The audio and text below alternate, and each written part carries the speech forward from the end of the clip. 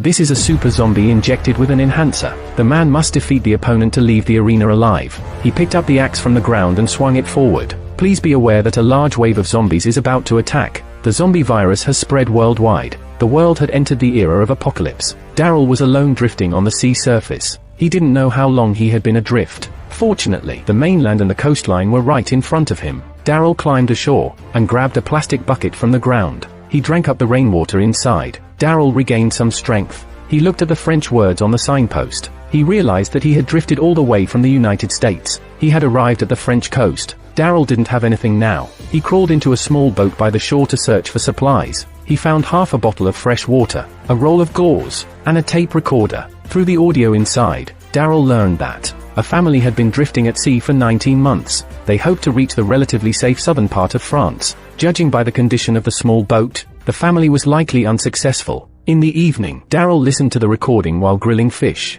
The boat owner recounted his wife's illness. He personally dealt with her. Their young daughter cried every night. Such stories were just a common occurrence in the apocalypse. Every day, the world witnessed a life and death separation. Daryl couldn't help but think of his deceased family. He turned on the tape recorder to make a record. He came from a place in the United States called the Federation. Daryl came here in search of hope. If I don't make it back, I want them to know I tried. Hell, I'm still trying. He pulled out a harpoon from the roadside as a weapon. Daryl started to venture forward. Daryl walked for a long time. He finally caught sight of the trace of a residential area. Daryl entered a market by the street. He wanted to find something to fill his stomach. He didn't notice a French zombie lurking in the shadows. It slowly crawled towards Daryl. The zombie accidentally knocked over a metal bucket. Daryl immediately became alert upon hearing the sound. However, the noise also alerted more zombies. He grabbed a harpoon and stabbed it at the zombie. Strangely enough, the bodily fluids of these zombies had strong corrosive properties. It could burn the concrete ground, producing a cloud of white smoke. Daryl's wrist was grabbed by the zombie. The skin on his arm was immediately burned. The French zombies had already evolved. He used the harpoon to pierce through the zombie's head.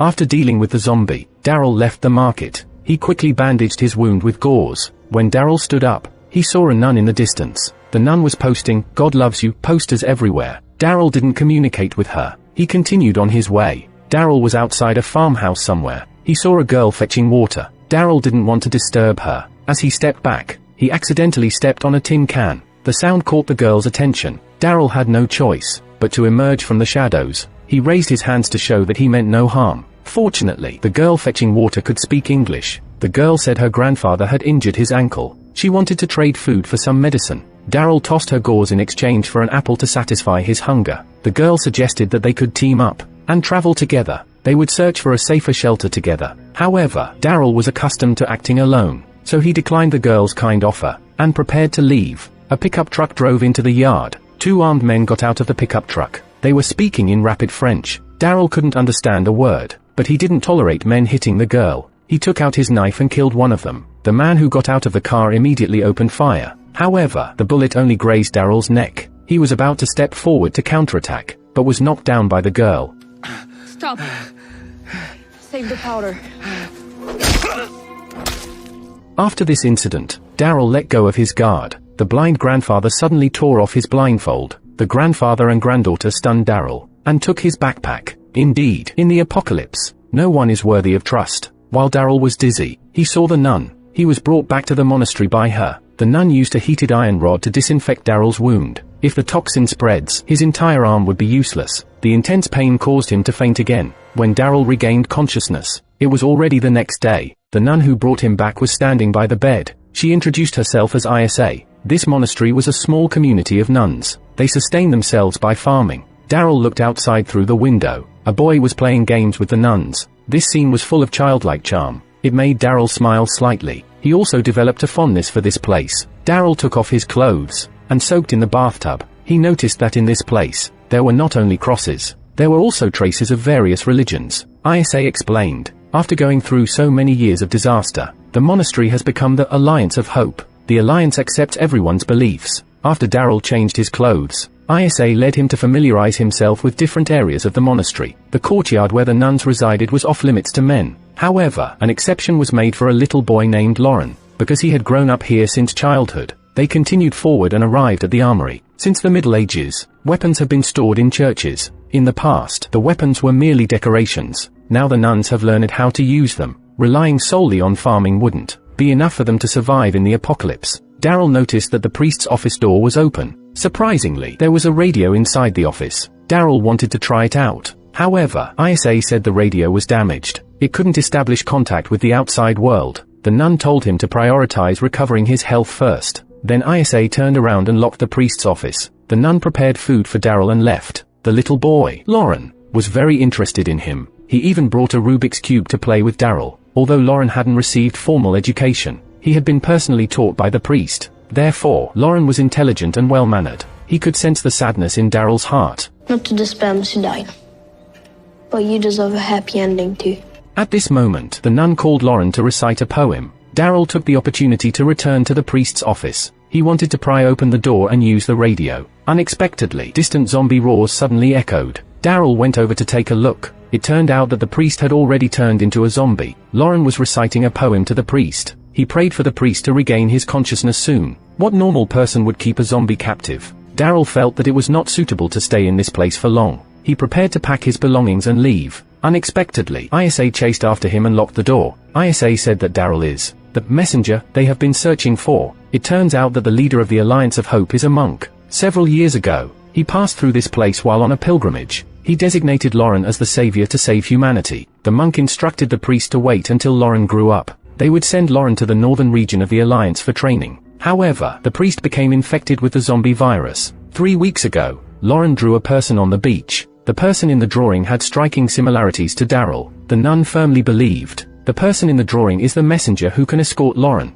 Moreover, she had seen Daryl's fighting skills. The nun was even more convinced that he could protect Lauren. Daryl doesn't believe in these prophecies and myths. He just wants to activate the radio quickly to contact the outside world. He is trying to find a way to return to the United States. However, the nun said, the vacuum tubes inside the radio have long been broken. If he wants to find a functioning radio, he should follow the route that was meant for taking Lauren northward. There are multiple stations along the route. At each place, they have friends from the monastery and radios. However, the route is complex and dangerous. Plus, Daryl doesn't speak the language. It would be a dead end for him to go alone. On the other side, the water-fetching girl and her grandfather. They encounter a car halfway. The car owner Robert is the elder brother of the two men who bullied the girl before. He has a strange tattoo on his right cheek. He interrogates the old man about the whereabouts of his younger brothers. To save her life, the water-fetching girl lies and says that Daryl killed them. Upon hearing this, Robert stabs the old man to death. He takes the water-fetching girl and leaves. The group returns to the previous farmhouse. Robert sees his brothers, who have already turned into a zombie. He reluctantly ends his brother's life.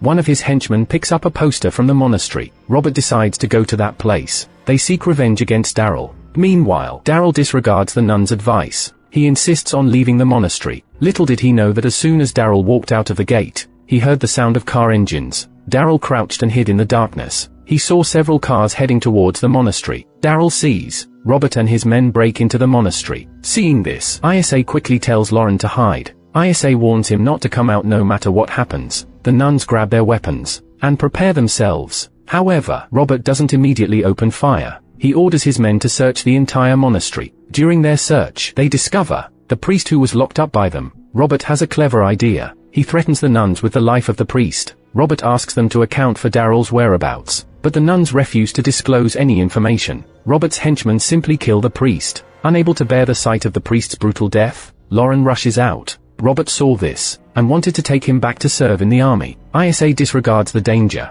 and steps forward to protect Lauren. At that moment, they find themselves in a crisis. Daryl intervenes to save them. He leads ISA and Lauren in their escape. The nuns wield their weapons to cover the three of them. However, cold weapons are no match for rifles. They are almost completely wiped out. At this moment, Robert catches up to Daryl. He, being young and strong, overwhelms Daryl, who is defenseless. ISA intervenes just in time to help. Daryl seizes the opportunity to pick up a handgun and shoot. He only hits Robert's arm. Daryl is about to chase after and finish him off. However, he is firmly held back by the elderly nun. The nun pleads with Daryl to have mercy. As a result, Robert manages to escape unharmed. This accident caused heavy casualties at the monastery. Before the elderly nun dies, she entrusts Lauren to Daryl. Daryl reluctantly agrees to her request. As a reward for their assistance, ISA promises to help Daryl find his way home once the task is completed, while Robert, who managed to escape, is not willing to give up. He swears to kill Daryl to avenge his comrades. On the other side, the port of Le Havre in northern France, a ship is docked at the shore. The people here are also searching for Daryl's whereabouts. Leading them is a serious woman. She controls the entire port of Le Havre. She is conducting research on zombies. Not long ago, Daryl led a mutiny among the sailors. The mutiny resulted in half of the crew turning into zombies. Although her subordinates claim that Daryl had fallen into the sea and died tragically, the woman believes he is still alive. The scene shifts back to Daryl's side. Daryl escorts Lauren to the north. Accompanying them are ISA and the nun Lisa. They encounter a zombie ambush shortly after setting off. Witnessing this scene, she couldn't help but recall the night before the disaster. She was attending a party for a socialite. She was scheming to steal money and watches from the elites. Suddenly, screams erupted at the party. ISA grew concerned about her exposure. She quickly left the party venue. ISA wrapped herself in her coat and went to the lake to smoke. She saw a bustling street across the road. Several men were feasting on pedestrians. ISA realized something was amiss. She hurriedly rushed towards the subway station. The night bus passed in front of her. People inside the bus were frantically banging on the windows. However, the bus didn't stop. After ISA left the subway station, she realized that the whole of Paris had fallen. Paris was filled with zombified humans everywhere. They were chasing and hunting on the streets. ISA saw a zombie about to pounce on her. Her boyfriend swiftly drove up to her. The two of them escaped back to the apartment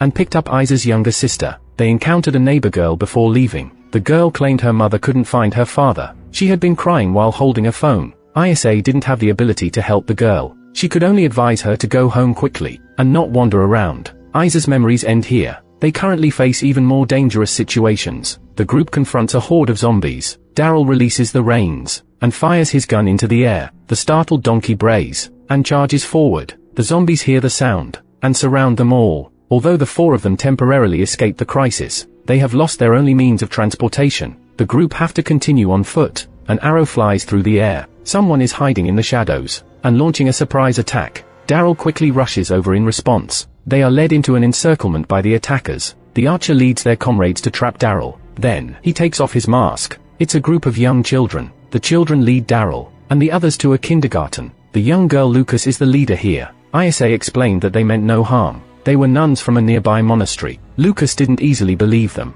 She asked ISA and Lisa to recite a passage from the Holy Scriptures. Both of them responded fluently. They successfully gained Lucas' trust. They also lied that Daryl was an American priest. He came specifically to preach in France. Lucas led the four of them into the kindergarten. Through conversations with these individuals, we learned the children here, during the catastrophe, were all trapped inside the kindergarten. Since their parents didn't come to pick them up, they had to fend for themselves and grow up. They saved many abandoned orphans. After all these years, only 18 of the original children remained. The harsh environment forced them to mature quickly. They quickly learned skills like hunting and farming. The older children would even teach the younger ones to read and write. However, Lucas alone couldn't have established this place. In fact, they were initially taken care of by Mrs. Du Bois, but she is elderly. She has been ill for 6 months. In the evening, Lucas treated the four of them to a meal. She also asked Daryl to lead a prayer before the meal, but as a fake priest, he didn't know any prayers. He had to come up with a prayer on the spot.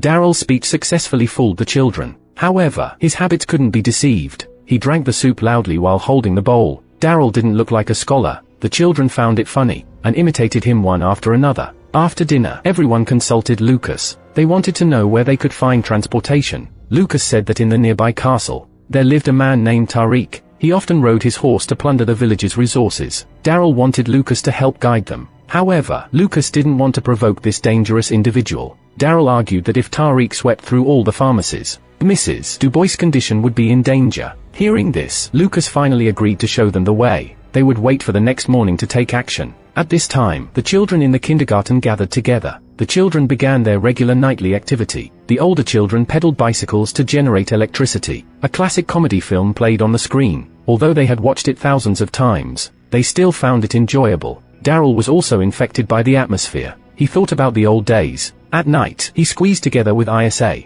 The two of them talked about the TV show they had just watched. Daryl mentioned that he had watched it with his brother when he was young. ISA also remembered her younger sister. Back then, she and her boyfriend desperately tried to escape together. Unexpectedly, her sister started vomiting heavily along the way. It turned out she was already 7 months pregnant. The boyfriend, upon hearing this, called ISA aside to discuss. He felt that it was too dangerous to travel with a pregnant woman. The boyfriend wanted to leave the sister at a clinic along the way. Of course, ISA refused to agree. She stole the boyfriend's car keys and left with her sister. They encountered an ambulance halfway. They approached it seeking help. Little did they know, the medical staff inside the vehicle had turned into zombies. The sister got bitten on the arm while trying to escape. Since the apocalypse had just started recently, no one knew that getting bitten would turn them into zombies. So, ISA escaped with her to a monastery. ISA pressed for information about the child's father. The sister was in unbearable pain and couldn't answer. She instructed ISA to take care of her child if something happened to her.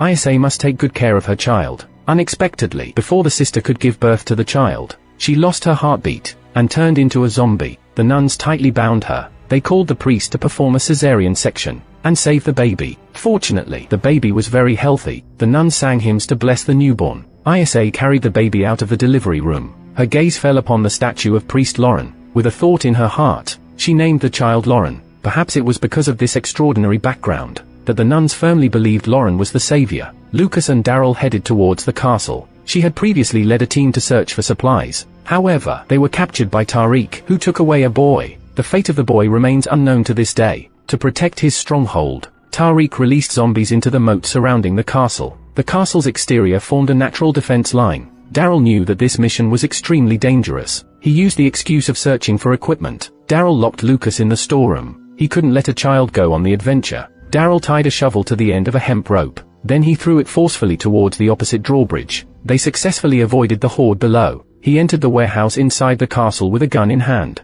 Inside, there was a complete supply of food and medicine. Just as Daryl was preparing to lead the horse and leave, he suddenly heard cries for help coming from the basement. There was a boy named Sam in the basement. He was also an orphan captured by Tariq. Daryl was prepared to rescue him together. Unexpectedly, a bullet was fired towards the exit. Tariq was hiding in the opposite building, shooting, because the other side had the geographical advantage. Daryl had no choice but to hand the gun to the boy. Daryl instructed the boy to shoot and attract Tariq's attention. He held a dagger and took the opportunity to sneak into the opposite building. Meanwhile, Lucas, trapped in the storeroom, was also rescued by his companion. Meanwhile, Daryl quietly approached behind Tariq. He directly held the knife against Tariq's neck. When Tariq heard his accent, he immediately excitedly expressed that they were homie. We can share resources. Daryl was not fooled by Tariq. He tied up the other party with a rope. He planned to hand Tariq over to Lucas for disposal. Daryl led the horse, preparing to return to the kindergarten.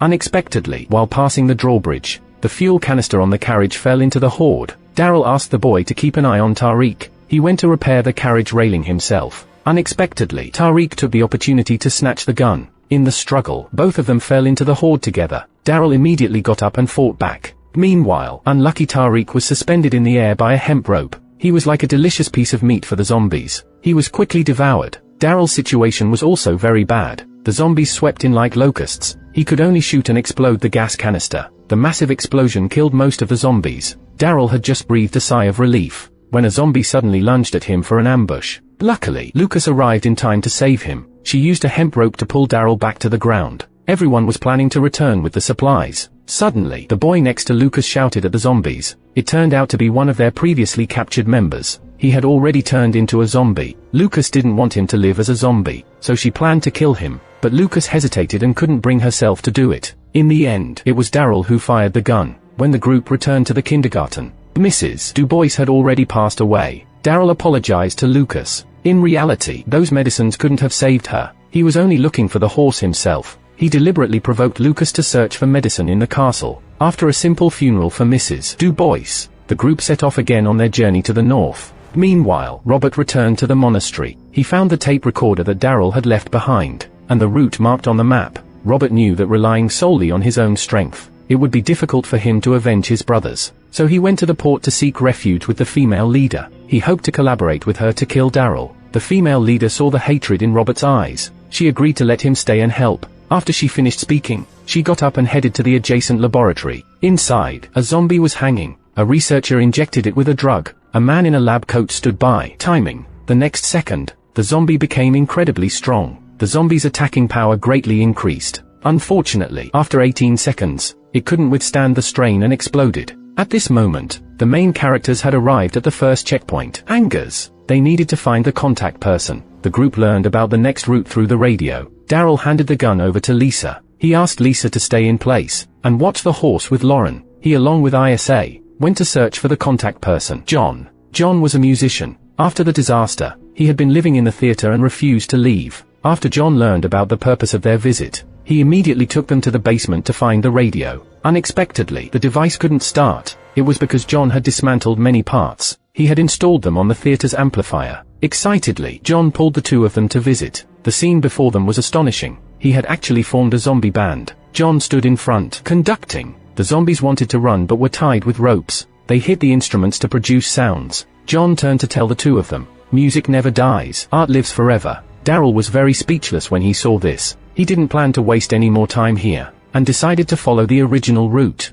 and go to Paris first. However, the music attracted several zombies. Lisa held the gun but hesitated to take action. Daryl promptly grabbed the hunting rifle, and shot the zombie. They mounted the horses, and continued their journey. It didn't take long before the Eiffel Tower appeared before them. They finally arrived in Paris. The once prosperous metropolis had turned into a dead city. Not a single living person could be seen for dozens of miles around. The four of them continued along the graveyard. They were intercepted by a group of men. ISA identified herself to the leader, Mike. It turned out that this person was a friend of the priest. He also knew about Lauren being the prophesied savior. Mike led them to the top floor of a building. There, 64 survivors were hiding. Everyone had clear roles in sustaining their livelihood. From there, they looked into the distance. They could see the Eiffel Tower. The top of this famous landmark had been destroyed by a helicopter crash. When the wind blew at night, the entire Paris could hear the moaning of the metal. Daryl wasn't interested in sightseeing. He quickly asked Mike about the location of the radio.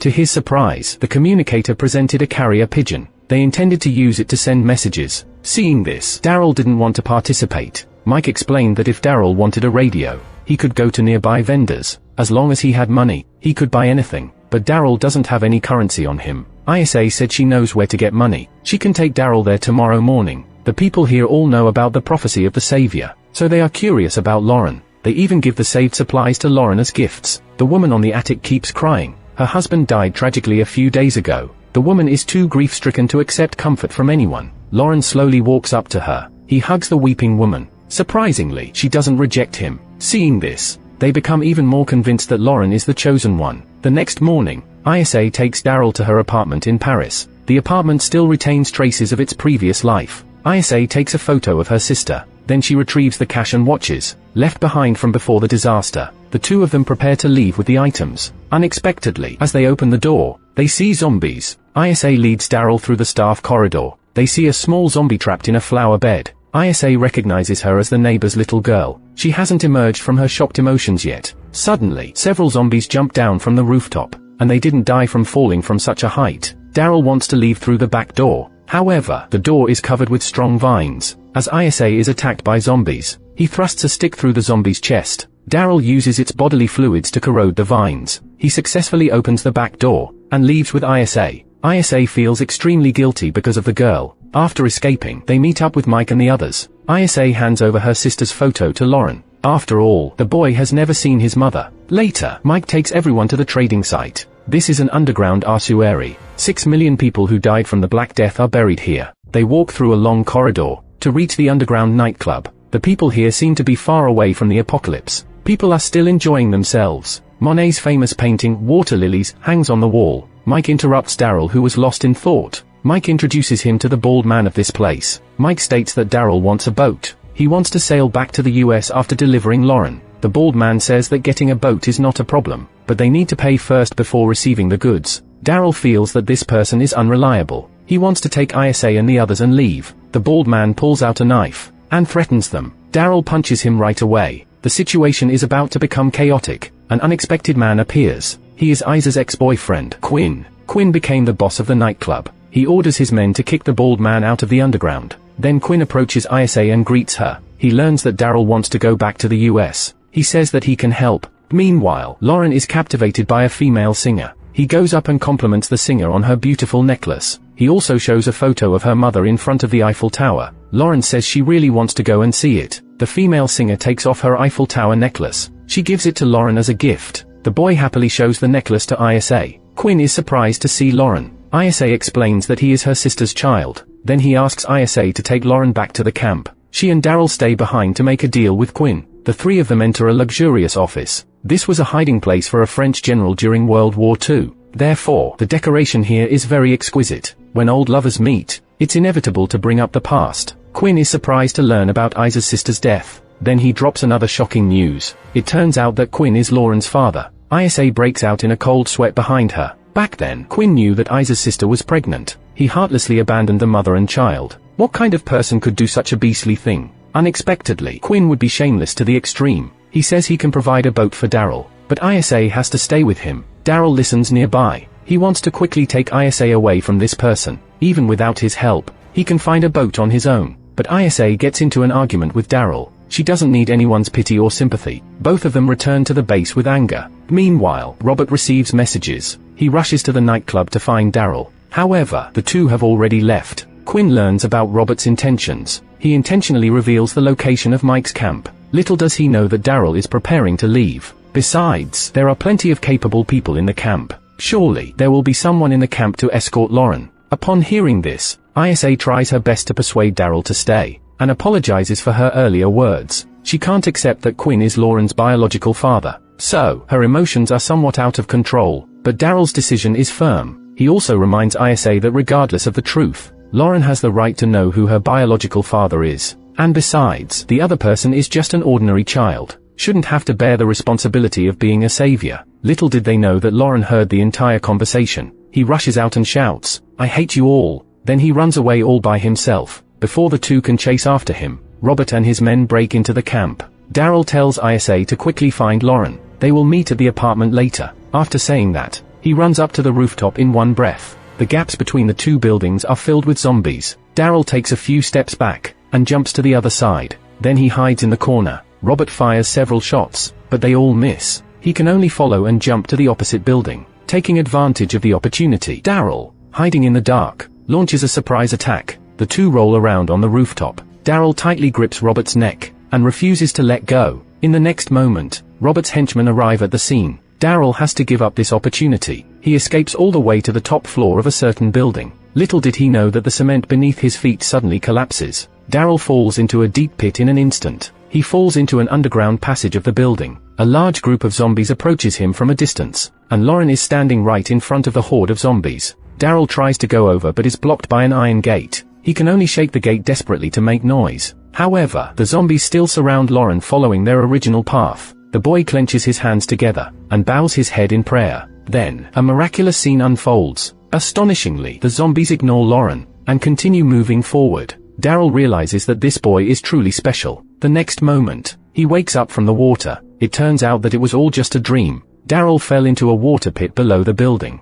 A zombie swims towards him. He immediately stabs his blade into the zombie's skull. Another zombie emerges below him. It grabs onto his lower leg. Daryl stabs the zombie in the eye. Then he swiftly swims out of the water pit. He prepares to go to Isa's apartment as agreed. However, the routes in Paris are complicated. Daryl can't find his way for a moment. He does, however, see a few living people. They don't seem to be afraid of the zombies. They continue with their ordinary daily lives. Daryl doesn't have the leisure to interfere. He can only continue searching for the apartment. On the other side, Robert is with the female leader. They interrogate the people from the camp, and they learn about Lauren's existence from them. The female leader is afraid of this sudden emergence of a savior. It would interfere with her plans to rule the survivors. Therefore, she orders Robert to quickly find Lauren. Meanwhile, Daryl is on the street. He encounters the camp's communicator. He asks the person to take him to Isa's apartment. Before the two can leave, the sound of a car engine comes from afar. Daryl quickly tells the communicator to put down the bicycle. They both hide in the shadows. The people in the car notice the pigeons in the cage. They plan to take them back and roast them for food.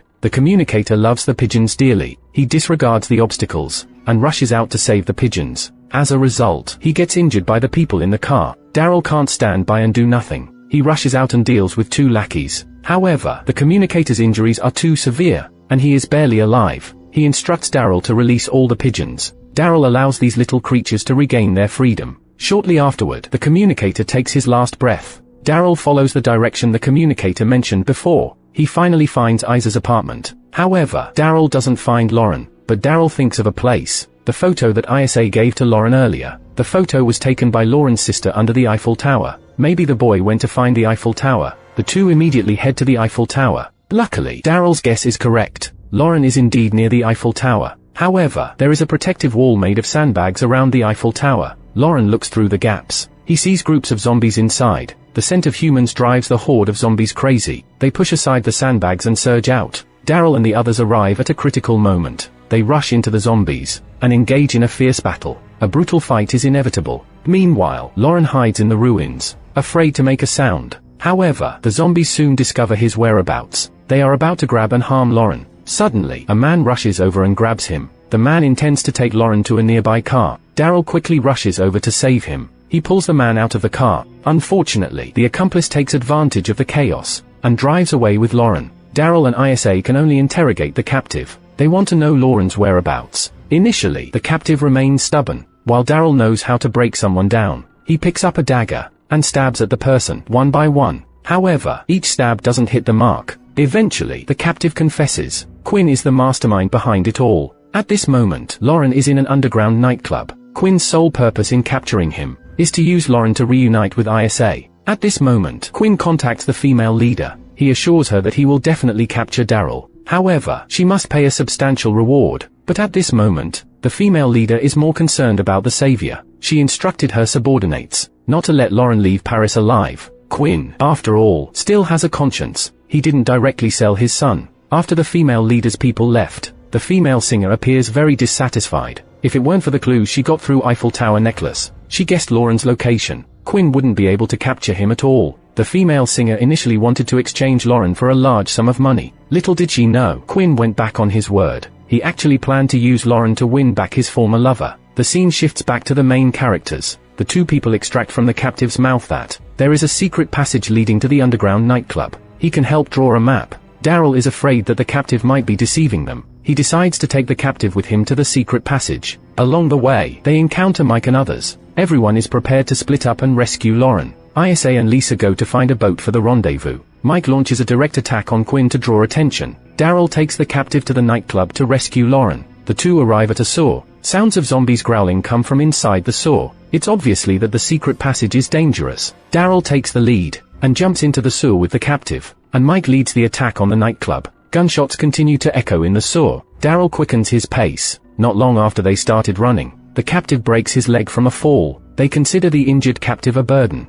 Daryl decisively leaves the captive behind. The unfortunate captive is devoured by zombies. Mike and his men feel that it's about time. He leads his men to leave rapidly. At this moment, Daryl has infiltrated the interior of the nightclub. The guards here have all been lured to the front entrance. Only the female singer is with Lauren. She didn't originally want Quinn to win back ISA, so she allows Daryl to rescue Lauren. On the other side, Quinn finds out that Mike is retreating. He realizes that he has fallen into a trap. Quinn immediately goes back to intercept Daryl. However, he is no match for the male lead. Quinn is quickly knocked down. Daryl considers that Lauren is still present. He doesn't directly take Quinn's life. He takes Lauren to the port to meet up with ISA. Unexpectedly, ISA doesn't plan to leave by boat together, because the power of female leaders has spread. She must find a powerful figure. The big shot will escort Lauren out of Paris, and the most suitable candidate at the moment is Quinn. ISA believes that as long as she stays behind, Quinn will help. Daryl felt speechless upon hearing that. Are you kidding me? He didn't trust someone like Quinn. He decided to stay with ISA. However, Daryl was rejected by ISA.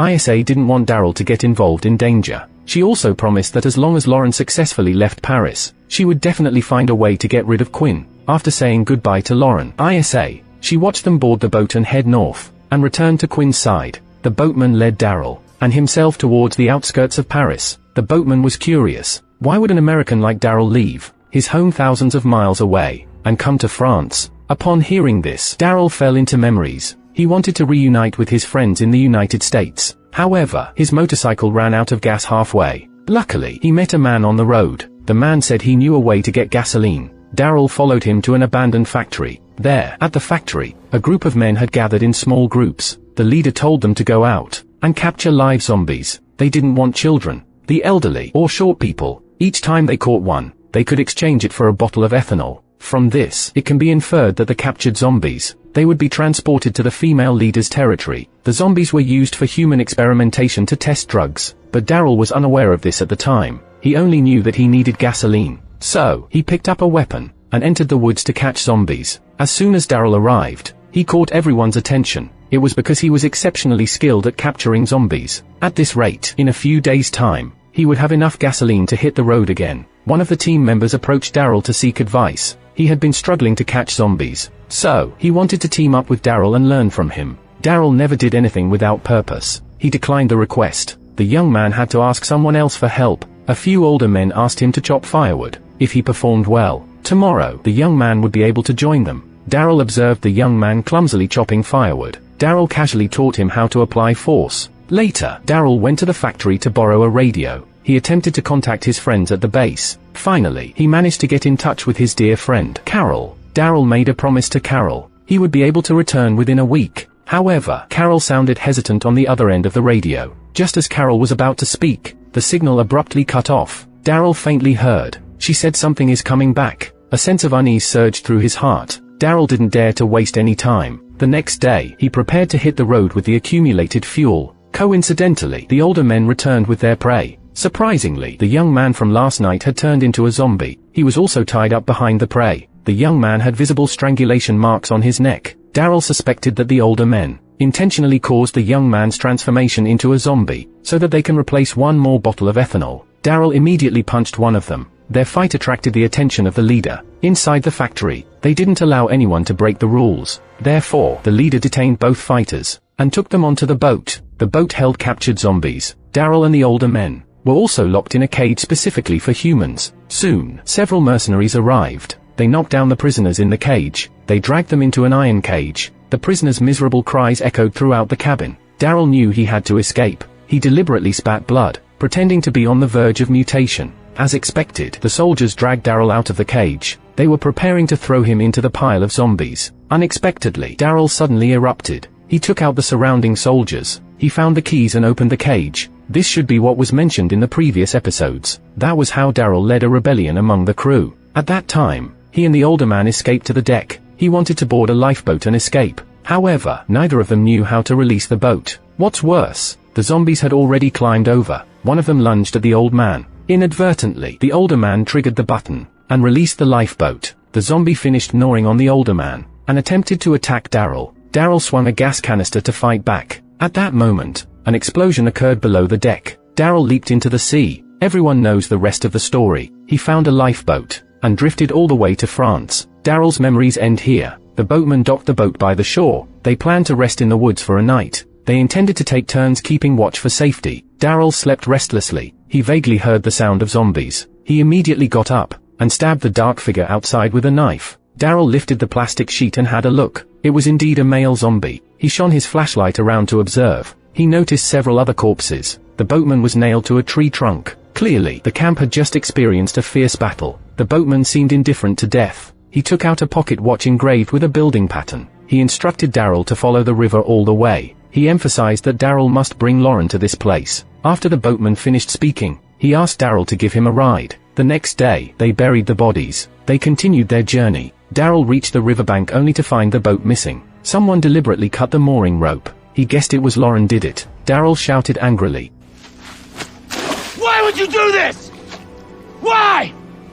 Lauren's reason is very simple. He is afraid that after Daryl reaches the stronghold, Daryl will abandon him and leave. In plain terms, Lauren is just a young child. The nun who took care of him died. Even ISA is not by his side. He doesn't want to stay with strangers in the stronghold. Hearing this, Daryl hugged Lauren and apologized. Daryl could only take him on the overland route. They hadn't gone far when they heard the sound of an engine. Daryl quickly pulled Lauren to hide. Unexpectedly, Lauren dropped his book and Rubik's Cube on the road. Daryl saw a car approaching from behind. He immediately instructed Lauren to follow the river until he found the building on the pocket watch. Once he dealt with the people in the car, he would chase after them. Lauren didn't hesitate and quickly left. The people in the car noticed the Rubik's Cube on the road. They immediately began searching both sides of the trail. Daryl tightly grasped his meteor hammer, preparing for a surprise attack. Unexpectedly, these mercenaries were extremely alert. They instantly noticed Daryl's actions. The leader of the men interrogated Daryl, the whereabouts of Lauren. Seeing that the other party refused to speak, The man ordered his subordinates to gouge out Daryl's left eye.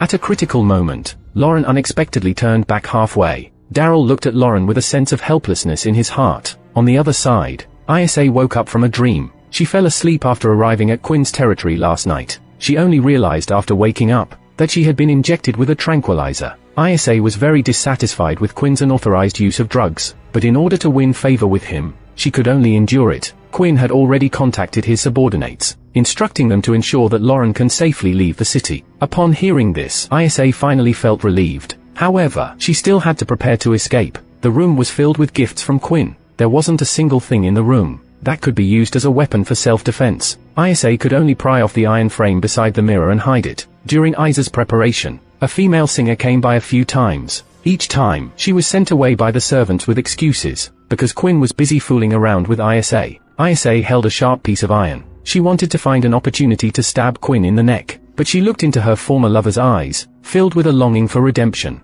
Isa hesitated and couldn't bring herself to do it. Her inner anguish had no outlet for release. The days she spent with Quinn were suffocating. At that moment, the butler suddenly knocked on the door and entered. He said that a friend had prepared breakfast for her. How could Isa have a friend here? The butler moved the plate aside, revealing a note underneath. As for the contents on it, the director didn't mention it. Later, Quinn came with jewelry to flatter her. He said he had something to attend to, and would be gone for a while. Isa learned that he was going to a gathering with the female leader. She deliberately wore the string of jewelry to show goodwill.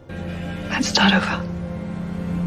Quinn was delighted, and decided to take her to the gathering. The car slowly drove into the headquarters of the female leader. Isa noticed Mike, Lisa, and others were also captured there. She maintained a calm expression on her face. She followed Quinn into the underground prison of the female leader. There, she saw Daryl. Then, the female singer came over and kissed Quinn. It seemed that she had revealed Daryl's whereabouts. Now the female leader knew that Quinn had deliberately concealed the truth. Therefore, the female leader ordered him to be locked up in the dungeon. Subsequently, the female leader took Isa to meet Lauren. She was going to deliver a speech to incite the masses. She needed Lauren to make an appearance. After all, everyone believed in the prophecy of the Savior. The female leader wanted to use this to win people's hearts, and she knew that Lauren only listened to Isa, so she spared Lauren's life. Isa understood the current situation, so she instructed Lauren to follow the female leader's commands for now. The speech was about to begin soon. The female leader took the stage amidst the cheers of the survivors. She wanted to be the emperor in this chaotic world. She led the French people in their struggle to stir up everyone's emotions. The female leader had someone bring Daryl to the scene. Then they released a super zombie injected with drugs. They planned to make them kill each other.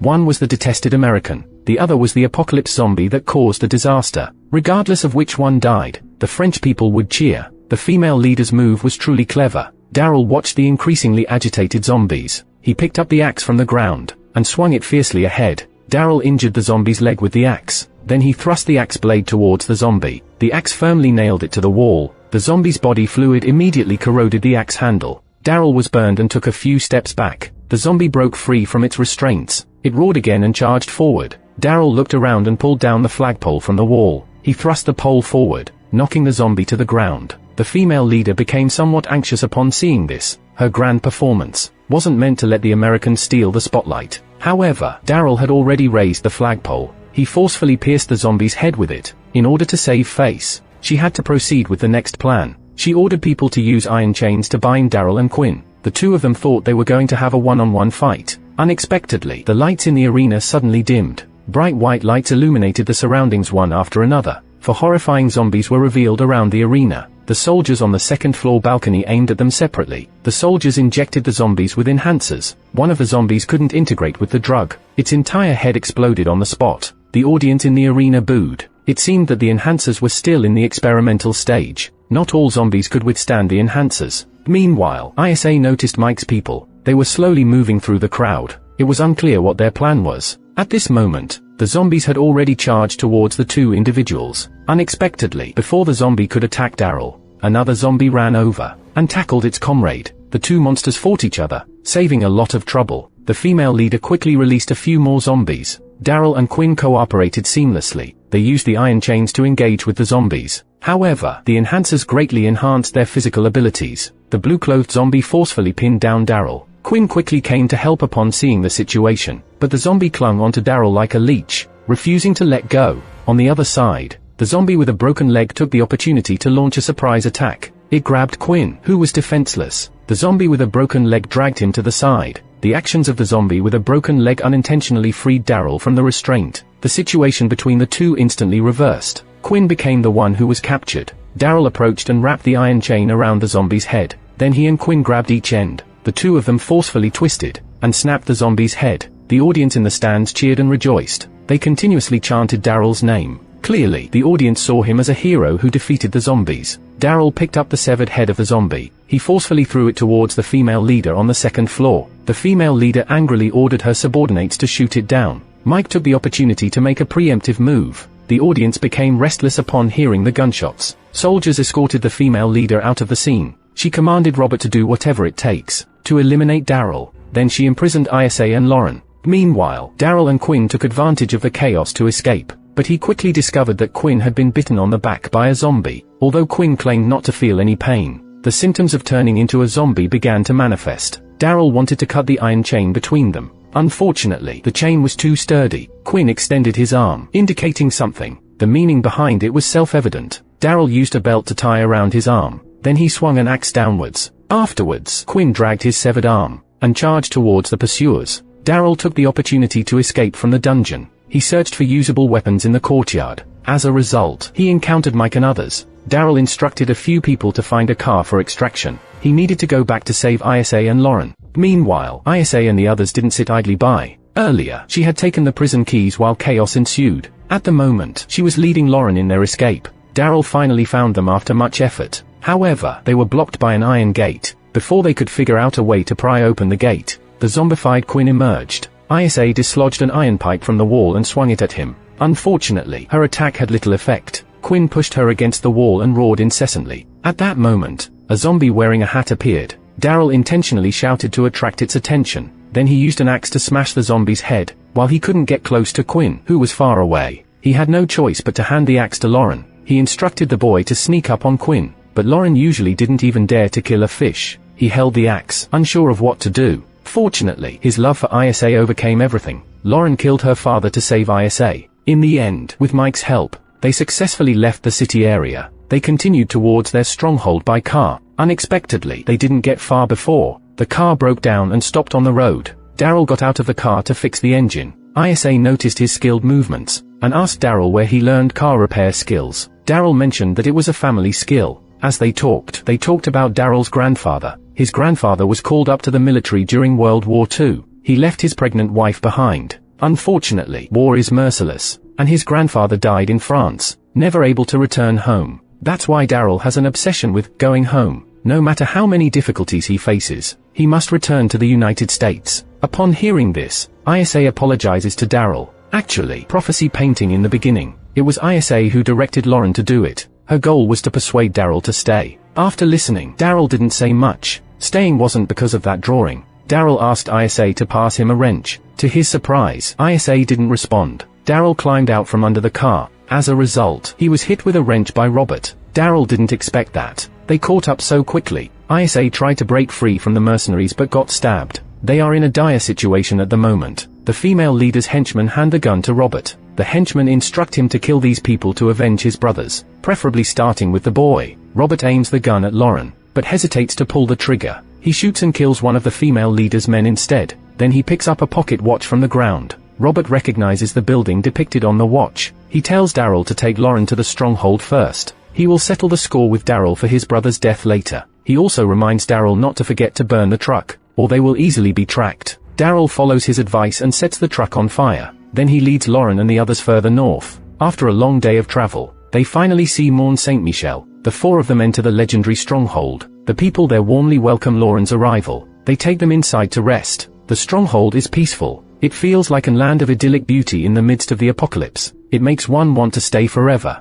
Unfortunately, Daryl's escort mission is complete. He just wants to return to the United States quickly. Upon hearing that he wants to leave, the leader of the stronghold helps arrange a ship leaving France. Daryl will set off tomorrow. On the other hand, Robert returns to the base to report. He lies, claiming to have fallen into Daryl's ambush. But the female leader is cunning. She doesn't believe Robert's words at all. After being exposed, Robert decides to be honest. He doesn't want to kill Lauren. Although this statement sounds laughable, Robert inexplicably feels that perhaps the boy can truly change everything. Upon hearing this, the female leader orders someone to lock him up in the dungeon. They plan to interrogate him to extract the stronghold's location. The scene shifts back to Daryl's side. He packs his belongings in preparation for departure. Although ISA tries her best to keep him, Daryl has made up his mind. He places the Rubik's Cube by Lauren's bedside, and he heads towards the coastline. Daryl climbs up the high mountains, and crosses the wasteland. He walks intermittently along the way. Unexpectedly, he encounters a zombie halfway. Then, the American flag appears before his eyes. Surprisingly, this place turns out to be a cemetery for the US military during World War II. Daryl hurriedly approaches to check the tombstones. Luckily, he finds his grandfather's name. The tombstone faces the blue sea, seeming to gaze towards the direction of home. At this moment, a small boat comes into view. Daryl steps forward, raising his hands and shouting. Unexpectedly, his voice attracts a horde of zombies. He swings his meteor hammer and fights his way out. Finally, he reaches the seaside. He sees the merchant ship getting closer. Lauren calls his name from behind. He faces a decision: board the ship, or save Lauren, who is surrounded by zombies. Daryl must make a choice. Meanwhile, on a desolate road, a car relentlessly pursues a motorcycle in front. Dale steps out of the car. She asks the motorcycle man where he stole the vehicle from. As she recognizes it as Daryl's motorcycle, the motorcycle man claims he found it at a gas station. He even plans to rob Dale's car. Unexpectedly, Dale knocks him down with a wrench. She continues to question him about the motorcycle's origin. Upon learning the exact location, Dale rides the motorcycle and resumes her journey. At this point, the story of this season comes to an end. As a spin-off of the popular series, The Walking Dead, it focuses more on Daryl's character. If you are interested in Daryl, you might want to watch the original series, and if you enjoy my channel, please consider subscribing.